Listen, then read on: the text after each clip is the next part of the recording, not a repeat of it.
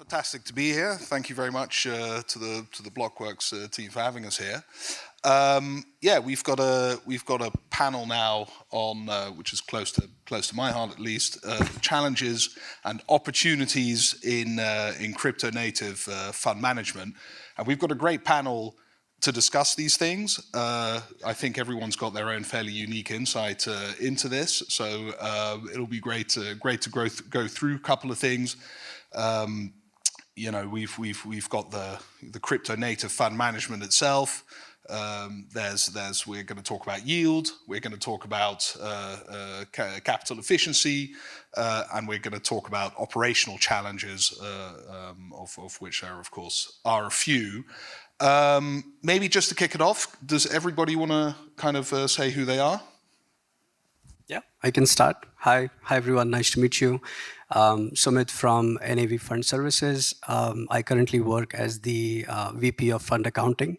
NAV is an end-to-end technology-driven fund administrator. We are pretty active and prominent in the crypto space. We work with a lot of fund managers where we provide them accounting, investor onboarding, AML, KYC, so a full suite of fund administration services.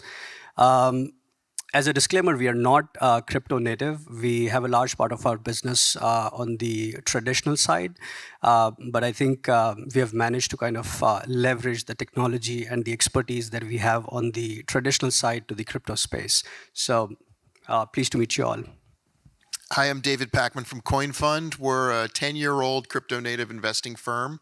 We have 3 investment strategies. We operate a seed fund, invests in the earliest stages of pre-seed and seed stage crypto projects. We have a more traditional venture fund that sort of focuses on like Series A stage venture opportunities in crypto. And then we have a liquid crypto hedge fund. And we focus really on all the different subsectors of crypto and take a very long view on how to deliver returns for our LPs. We are a client of NAV as well as our fund administrator. Hi everyone, Alan Burt from Red Belly Network. We're a real-world asset-focused Layer 1 blockchain. We combined a patented consensus algorithm with identity and privacy primitives to enable real-world assets to trade compliantly. We're doing a lot of work in the funds space and trying to connect the next bunch of real-world assets on-chain, and that's where we launched in December. We've got about 700,000 KYC users on the platform today, and about $25 billion worth of assets currently on platform with a bunch more in the pipeline. Hey everyone, this is Shaaran from Multiply. To simply put, we help institutions access DeFi and get yield in DeFi in the most easiest way. We manage over hundreds of $millions in assets. Thank you. Brilliant. Yeah, I'm John Van Marle. I'm a managing partner at Theta Capital. We're one of the largest fund of crypto native VCs in the space. Yeah, we were founded in 2001, but we've been specifically in crypto VC since sort of 17, 18. I should also, full disclosure, say we are invested in multiple coin fund funds, and actually, Shaaran, underlying, we're invested in you as well, but we can get into that later. Now, so we're going to start with the fund management side, which I think you know, David and I are sort of specifically in. David, I'll ask you a couple of questions, and then to sort of make it a bit interactive, I'll ask myself some very probing questions as well. But just to sort of get into it, and your perspective is quite unique here because you've got a background in traditional VC as well, and there are obviously some quite sort of idiosyncratic dynamics in crypto VC as well. You know, how do you go about sort of portfolio construction, and maybe you could weave into that your experiences. Sure. So I spent 13 years as a traditional software-based VC at Venrock, and so I think on its face, like crypto VC is trying to do the same thing. Your sort of similar portfolio theory of, depending on your fund size, you know, 20, 30, 40, 50 investments. You're making them at different stages in the value creation curve, depending on your fund size. And you're backing teams who have not yet built a whole lot of economic value and hope that you can help them build that. But what's different, of course, is the mechanisms for capturing it is more than just equity. You know, in traditional software VC, that's the only capital formation instrument you're really using. So you're buying equity in a company. But in crypto, we capture value either through equity or tokens, or sometimes both.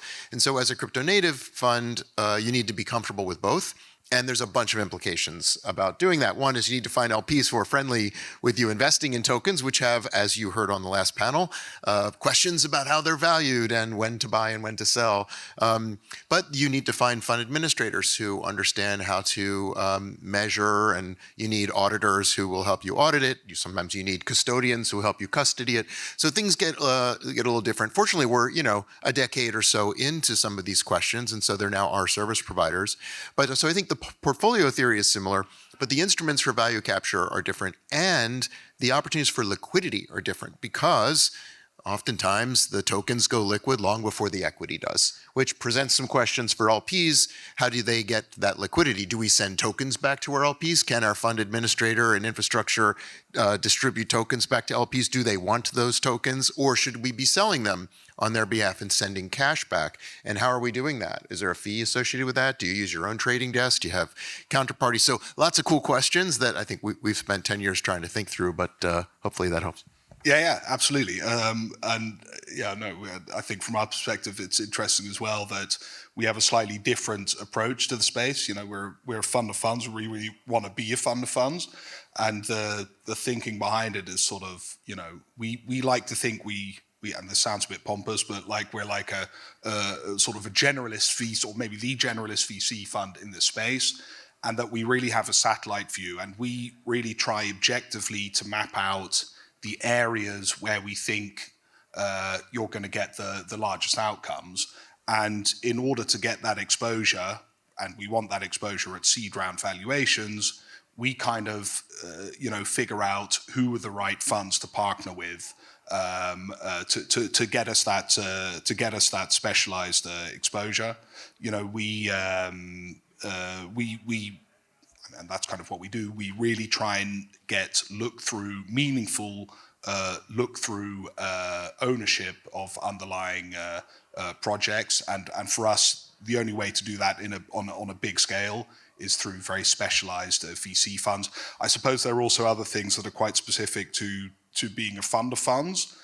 For instance, buying distressed secondary LP stakes, right? I think that's something that there are not many groups out there who really understand the underlying portfolios very well. And we've been also have a hedge fund business. The trade in 2008 was to buy Lehman Brothers claims, and that was a great trade. But what was an even better trade was to buy those Lehman Brothers claims at a significant discount from distressed sellers. So we do that as well. Our 2023 vintage, for instance, is like 23% distressed LP stakes. So there's just a lot to do there. There's still a lot of inefficiencies, and we love using that as also for our portfolio construction. So we've talked now a little bit about the construction itself. There are also certain risk-reward metrics that you kind of have to deal with, David. What are your thoughts on that? I guess, do you mean will there be a higher percentage of failure in crypto VC versus traditional VC? Yeah, well, not necessarily versus traditional VC, but how do you assess, I suppose, the risk when looking at projects? Yeah, well, I think in some ways it's similar to the same odds. It's a start. These are software startups, really, at the end of the day, right? Most of them are creating networks or applications. And so there's the same set of analysis, what has to go right for this thing to be worth 100x or 1000x or even more than that. But you have the added complexity of global regulatory nexus, right, which we've been confronted with for a decade now, and at least in the US, we feel like maybe there's some changes there that can be brighter, but that's a complicating factor. And also, many of them really are community-driven projects. So it's not just can you build a piece of software and then get a bunch of customers to pay you for it, but a lot of these are layers? And so can you attract enough community of developers to build on top? And how does one, measure the risks of that happening or not? How sticky are they? Do they exhibit network effects? Does the token capture economic value, or will the equity capture it? And if so, why? And maybe just one other piece of complexity I wanted to touch on is that when you do receive tokens from these projects and they're on some kind of vesting schedule and they become unvested, many of them are stakeable. Well, so do you stake your tokens on behalf of your LPs? And hopefully, because it produces economic return, but what's the risk associated with that? And what's the tax implications for tokens that come in as rewards? And does your LP like UTBI or not? And so there's some complexity around the token piece too. Yeah, no, sure, and that's why we rely on teams like David's to do that kind of that difficult stuff for us. Because for us, it's like a layer above nearly. It's like, and I'm not sure if this is a word or a term, but for us, it's all about fund maths, effectively. For us, it is really about, how do we get that underlying ownership in these projects? How can we source for 0.5% or maybe 1%? And that for us is where, if you look at it, where for us, the asymmetry is so large, and you can get to such big outcomes, and especially because, and it's interesting, I think, since we've been doing this since the beginning of 2018, the loss ratio is still incredibly low.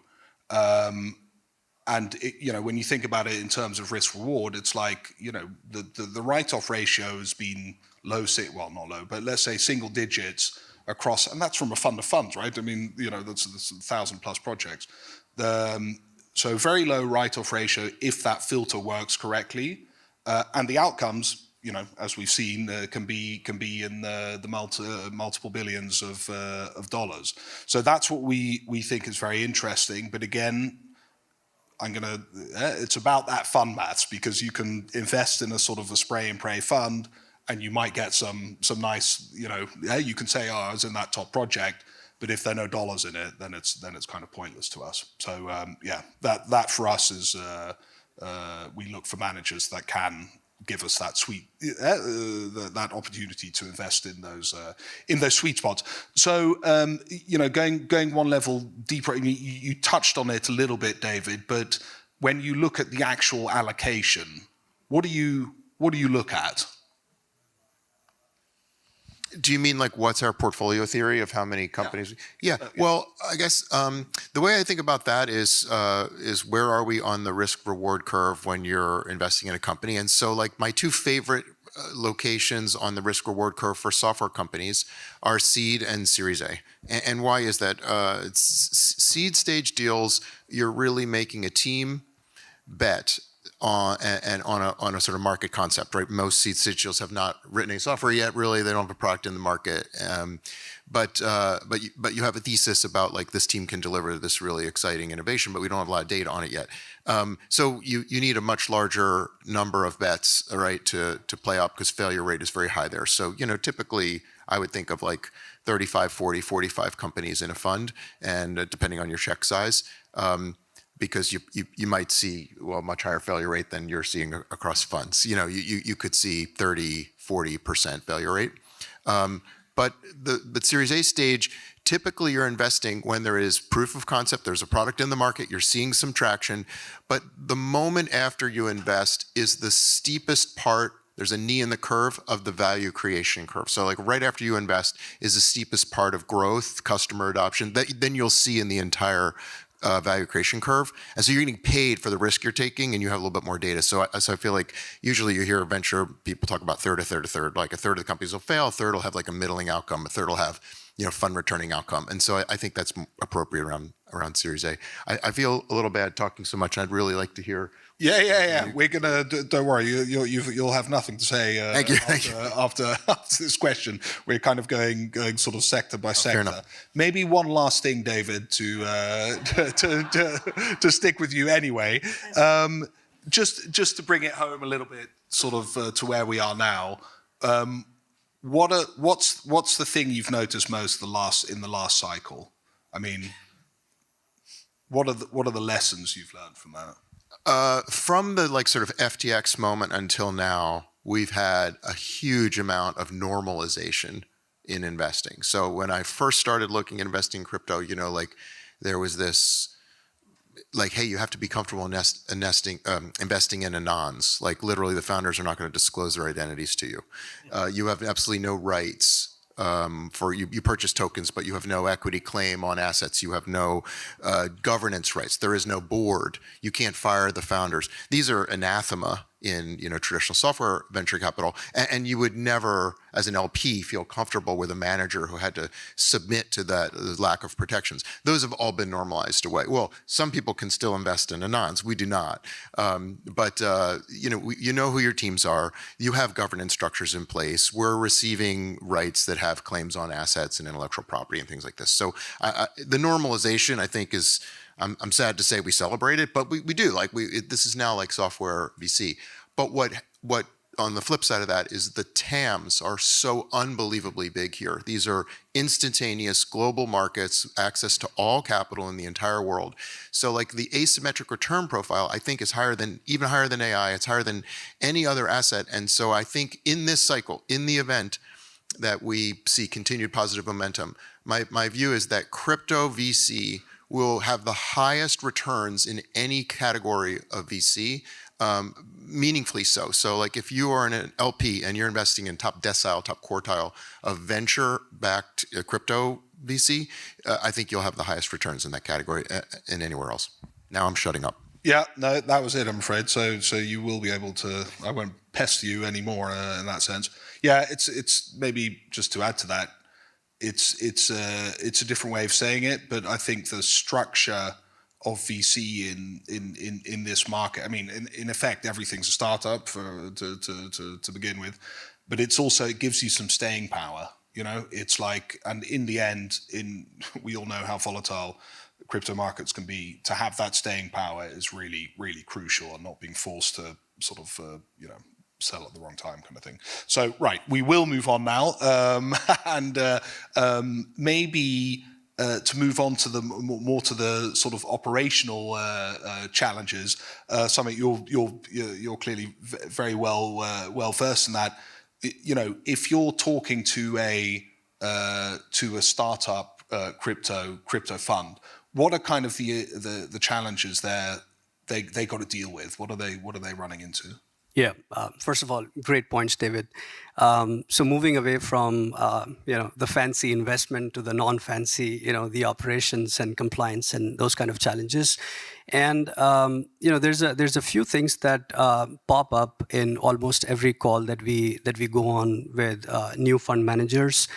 I'd say the first thing that they are mostly kind of deciding on is which jurisdiction to pick, right? There's a bunch of options. I mean, there's US, there's Cayman, BVI, there's other jurisdictions that are coming up, Australia, Singapore. So that's one of the first things that they have to decide as to which jurisdiction they want to go with. How do they want to structure the fund? Is it going to be a standalone, a master feeder? The AML rules kind of differ by jurisdiction. It really depends upon the investor's preference, but then there has to be a balance between what you choose. The other thing is finding the right partners, which makes your life easier, especially from an operations point of view. So you got to get the right, let's say the auditors, the fund administrators, somebody who can do the taxes, and especially moving away from the TradFi to crypto, it's a little bit complex. The product in itself is complex. There could be a lot of investor issues. There's in-kind transactions, so that's something that you really have to find is the right balance of service providers. You got to look at fund administrators. You got to look at compliance firms, somebody who can handle the insurance and those kind of things. The next, I think, the challenge that I've seen the most is how to build the team, and how much to kind of leverage on your in-house team and how much you want to leverage on the service providers. Do you really want to be like a one-man shop, or do you want somebody to kind of handle the operations from an in-house perspective? So that's something that they want to kind of look at. Custody and asset security is very important. We've seen a lot of cases where the tokens are being stolen. There's irreplaceable losses that happens in crypto. So I think security and custody is kind of a very important thing to look into. So yeah, these are some of the major kind of items that we see most of the startup fund managers often struggle with. And given your broader background, are there certain things that you think the crypto industry or the fund industry sometimes misses in that sense, which you're like, I see this a lot in our wider business, these guys aren't really looking at that? I think the compliance part is something that people often ignore. That's a really important piece that fund managers should be looking at. You could leverage a lot to service providers, but I think you as a fund manager, you have to be like aware on what filings need to be made. Are you regulatory compliant with all the SEC? If you are domiciled in the Cayman, are you really compliant with the Cayman Islands Monetary Authority, all the rules and regulations? So that's something that people tend to miss, which they often realize at a later point of time, and sometimes it causes problems. Yeah. Yeah, maybe that's a libertarian beginnings that filter through a bit too much sometimes. Alan, maybe moving on with you, sort of on the shall we say the capital efficiency side, which I think is something that the crypto's got a fairly unique angle on. How do you feel managers should approach that capital efficiency side, and how do you sort of help them in that sense? I think obviously when we're talking, like David earlier, that the liquidity profile of the underlying assets is quite different to traditional venture capital type. So you've got different ways of treating liquidity. The normal lockup for VC is kind of a 5 to 7 year to get your liquidity back. Now, some of these are faster, some of them might not be, some of them might be staked. So the underlying liquidity is quite different. And so we're finding a lot of opportunity with digital asset fund managers in how do they now structure their offering to match that, i.e. do they tokenize the fund where they've now got real-time pricing potentially of the underlying asset, real-time NAV, and does that give them optionality over instant redemption, which is one thing, or do they put an AMM in front of that and allow you to kind of have guaranteed liquidity for the purpose of then using that unit of a fund in the lending and borrowing platform? So you can start to now change the cost of capital. Instead of locking something up for 5 to 7 years, you could have the option of redeeming, you could have the option of putting it in the lending and borrowing market. So we're getting a lot of traction in first movers where they understand tokenization as a concept. How do they now leverage that for themselves in their own infrastructure? So how do they tokenize their own fund, and then what does that mean for attracting capital? And also with these funds are locked up, sometimes it's not necessarily digital native ones, but let's say it's a property fund where it's also highly illiquid. You can make your cost of capital, one, more attractive because you can offer secondary liquidity, which means you can probably bring more in at a better price, or you might not be fully deployed if you have redemptions, right? So you've got to have a bit of surplus cash to manage the redemptions, and so in some of these models you don't need that, so you can get a better return on that capital. So depending on where they are and the underlying asset, they've got some really interesting ideas, and we're working with them to effectively start to leverage the DeFi infrastructure that they kind of understand for their own native asset. Yeah. And how do you notice that underlying LPs or investors in their funds react to that? I mean, is that market already there that people are looking for more liquidity in when buying whatever secondaries in these funds or secondary LPs things? I think, and again, I'm just channeling the feedback we're getting from our fund managers, but generally the clients like the optionality of liquidity, right? Like that optionality is valuable, it has a price, and so it's desirable, not necessarily so desirable for the asset manager who has to manage that process, but definitely their view is that they can attract more capital generally if there's an optionality of liquidity that's, of secondary liquidity. So it's been driven by the customer more so than the asset manager. And I think because they're also trying to live the dream, if you will, that they understand the benefits of tokenization should give us better look through to the asset, what the underlying NAV is, what the real time is, and better liquidity outcomes, that they feel kind of obliged to do that. But yeah, and how far off do you think we are when you think about, because now it's like tokenizing a fund or a real world asset, as it were. How far away are we from just doing these things on chain?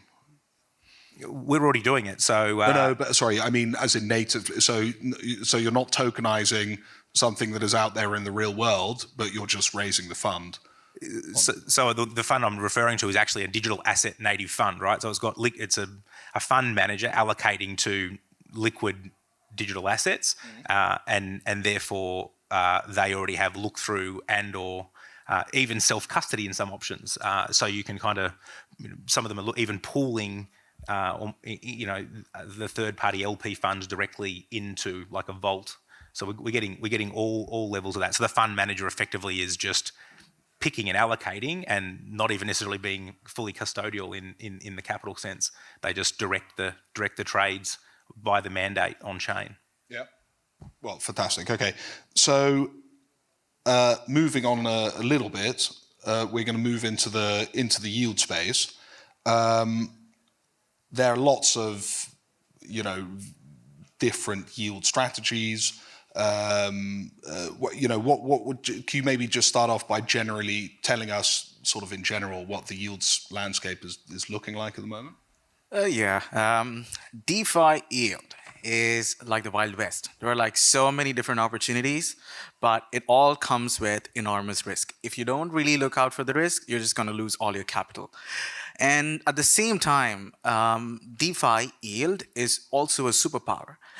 Like our friend David mentioned, they're like people who can invest in companies. You can actually gain a lot of their shares, tokens, etc. But there are more economical ways how you can go contribute liquidity or like do some really not so capital intensive ways of interacting with protocols, and you can even have like a majority or like a good share of their token holdings. And so it's all about how you solve inefficiencies at the end of the day. Me personally, when I see like DeFi yield farming and then like making yield in like a whole bunch of different protocols, I see one specific thing, which is that what kind of inefficiencies or convenience does this platform offer? For instance, taking maybe even like, let me take Multiply as an example. What's the inefficiency that Multiply solves? There are so many decentralized exchanges in the world today. But then if you go and provide your liquidity inside these decentralized exchanges, there's a very high possibility that you get prone to a whole bunch of risks, like divergence risk, then impermanent loss, and like so many different other things.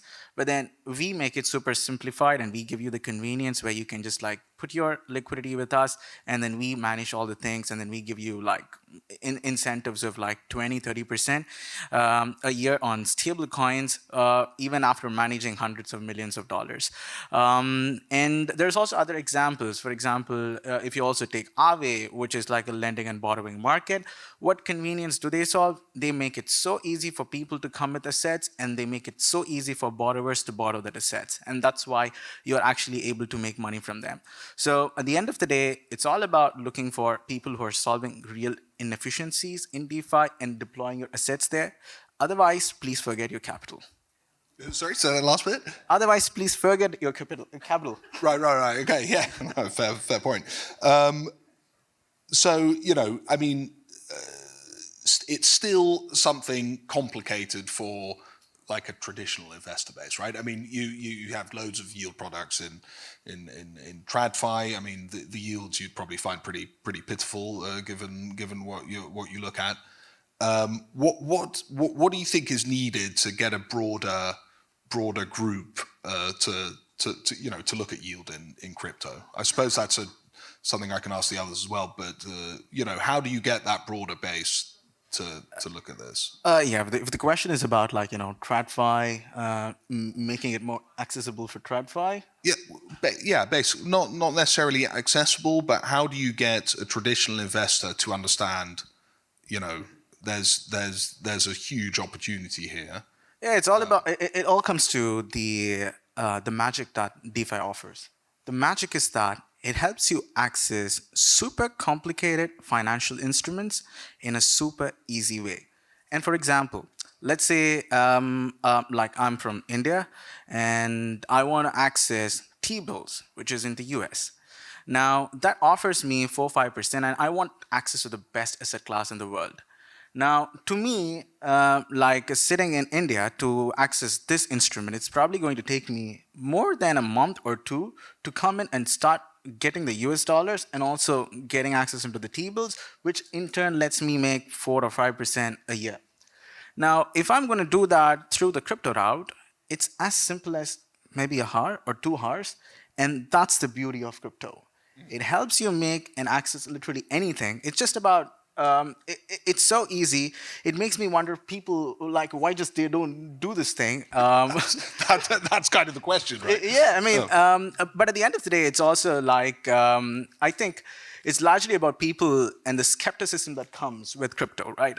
Every time people say crypto, people don't think of it as a reliable source of income. People see it as a way of making quick money. Every single person. In fact, many of the audience here, I'm sorry, but then we're all here just to make some good money, and people are here because of 2 things, and it's pretty true. We are here either if it's going to be for greed, we are here either if it's going to be for fear. And I think that's one of the main reasons that has also united us today, and that's also going to be the main reason that's going to be uniting us in the future too. And I feel personally that's what is going to happen. In fact, we are like working with like a whole bunch of institutions like Paxos and like everyone offering yield on instruments like gold. And before, it was super hard to convince people to tokenize instruments like gold and bring it on chain. For instance, it took us 10 years to actually bring on board $500 million of gold. But guess how much time it took to bring like $100 million of gold out of that? It literally took 8 weeks. And that's because now we have a real way to go and use gold in DeFi, which in turn gives them 9 or 10% of APY each and every single year, which makes it all the more interesting for people to come in and start using it. And I think this greed will be the driving factor as to onboarding more users, and would also be the reason why we would see a lot of TradFi people coming onto the space. Got it. Well, we'll see how long that takes. Maybe some of the others. Would you like to comment on that? And I suppose specifically, I'm trying to dress it up, but it's like a question that I'm sure you've been asked many times. What is needed to get a traditional? We're on the investor panels here. What is needed to get more traditional investors on board with this space? How do they look through all that noise? I think we're just in the middle of it right now. Like if you stare at the data, it's happening. The first major catalyst this year is likely to be massive stablecoin increase in usage and volume. I think we go from $223 billion of stables to $1 trillion by the end of the year. That's just the movement of mostly fiat currency on digital rails for much cheaper, much faster, much more transparent, globally accessible. Banks will support it, payment companies support it, business to consumer. This is happening right now, and the wave is upon us, and that drives usage on chain, which drives fees or activity or number of wallets and more wealth on chain, which leads to the DeFi opportunity. Well, if you are going to hold digital assets, you might as well earn yield from them, and what's the safe way to do so, or commensurate with your risk level. Like this is the catalyst happening this year, and it's just through 5x the amount of payment volume or usage, and then the fee generation on the networks. Ethereum generated $1.7 billion of fees the last 12 months. It peaked at $6 billion. I mean, these are companies with 30 or 40 or 50 people in them, effectively generating hundreds of millions of dollars or billions of dollars of fees. So we're just going to see massive value creation because of like payment activity on chain, and that's going to lead to the greed. Like I want a part of that. Yep. No, we're anecdotally we're noticing the same thing, by the way. Alan, Sumit, would you like to comment on that? Yep. No, I think one of the big things that would improve investor confidence is I think there needs to be more and more transparent reporting to the investors. Like you need to report timely, accurately to the investors, and a large part of it depends on the auditors, fund administrators who are kind of reporting. But as a fund manager, you need to be like pretty open with the investor as to what's going on. That's something that's really important. And we are already seeing a lot of the TradFi people. They are kind of interested in crypto. We are talking about tokenized funds. That's another way of bringing in more kind of TradFi capital into the crypto world. The underlying product could be money market, it could be real estate, credit products. But bringing that on chain would kind of flow in more and more capital into this space. And I think there needs to be more regulatory clarity, which is kind of happening now. So that would definitely bring in more confidence into this space. Yeah, just finally, I think from my perspective, it's when the blockchain fades to the database. So we shouldn't be thinking about some of the tech challenges and the tech risk that we have today. I think stablecoins will be a good example. Once everyone's got a wallet that's got an asset in it, whether it's a stablecoin or something else, you've then got kind of the end user infrastructure that's required for us to buy anything, and we won't care what database it's on. It'll just be accessed like we access any other financial service. And I think that's when, I think David said it earlier, it's a global liquid 24/7 market of everything. So it's just going to be the new capital market, and I think that'll just tip based on more people having more wallets with more assets in them. Yeah, I mean, if Libra went ahead, and we all had it in our WhatsApp, we wouldn't be having this conversation. But so it's like that. But anyway, on that note, we're up for time. I'd like to thank all the panelists very much, and I'm going to pass it over to the Blockworks team, I think. Thank you. Yeah. Thanks. Thank you.